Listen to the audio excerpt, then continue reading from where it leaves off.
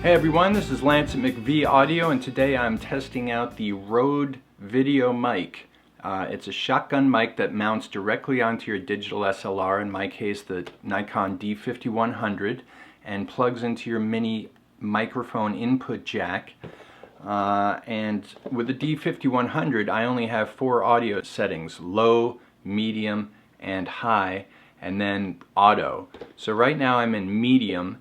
And I've already used this mic for a shoot, and it was a very loud outdoor PA system, and my audio was completely distorted. The Nikon D5100 has no way of checking your levels. There's no level meters, so you just have to guess it and get to know your microphone settings. This mic has pads on it, but they're tiny, and I mean tiny little switches in the battery compartment to set those pads up. So you do that too many times, you're probably just going to break them because they are really hard to get at. So I just am not messing with the pads. I'm just using my settings on my camera. Better cameras like the Nikon D800 and the D600, they will have more level control, and they have meters, so that's good. But you know, you work with what you have. So I think this microphone is great compared to the built-in mic, and it's only $100 and some odd dollars. You can find it on Amazon or B&H, any one of those. I like the sound of it at this distance better than the lapel mic, and the noise ratio is pretty good. My lapel mic on its own seems to be a little noisy, and the Nikon on its own, just its recording quality is a little hissy. So this mic seems usable. Now if I move the camera back, of course I'll be out of focus. There we go. Obviously it's now picking up way less level on my voice, and it's also picking up a lot more of the room.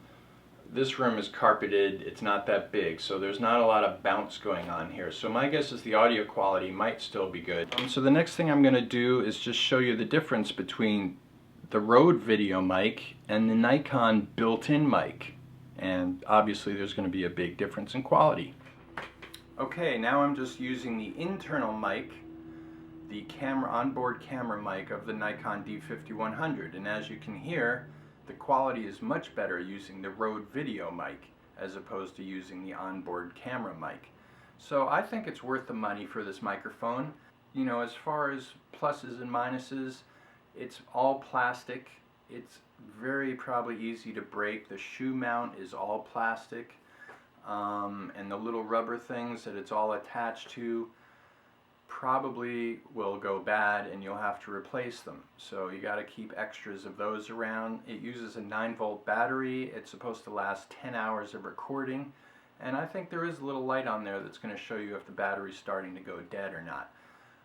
So you know, it's good for certain uses. The other thing is it's a mono microphone. It records to 2 channels, but it records the same thing, a mono channel and a mono channel. It is not a stereo mic. So if you want to record stereo ambience, this mic will not do that. It's good for voiceover, and I prefer the sound of it over my little lapel mic. It just has a nice rounder, fatter sound. So it's good for some uses, not good for others, but for the money I think it's a pretty good deal. They do make a Pro model. I haven't really looked at it to see if it's got a better mounting scenario, but the other thing you can get with this is a boom pole, which I bought because it was very cheap, and so you can have a longer wire and record it on the boom over your talent, as opposed to having it attached to your camera. You can have a separate person doing the boom and record with your camera. So thanks for watching my review of the Rode VideoMic.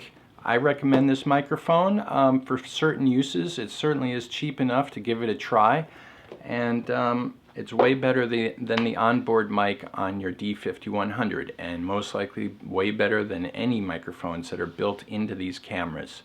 And again, you can attach it to a boom pole with a longer cable and not have it attached to the camera. So it's got multi-purpose uses. The other thing I'm going to do is a quick test of the microphone directly into Pro Tools as opposed to recording it into the camera.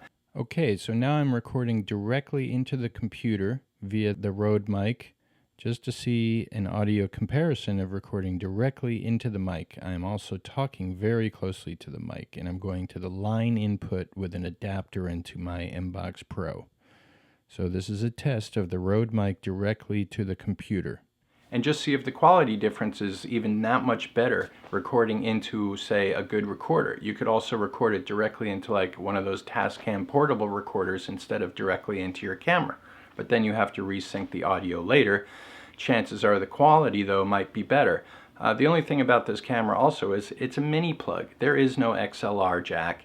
It is not a pro camera. So it's really for these prosumer digital SLR cameras that have a mini plug-in and you want to just have better audio for your camera. But again, it's mono, it's not stereo. So there are limitations. It's all plastic build and you get what you pay for. A little over $100.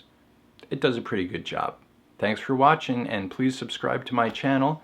I know I'm a little all over the map as far as doing video stuff, audio stuff, photography stuff, but that's kind of the stuff I enjoy doing and I enjoy making videos about.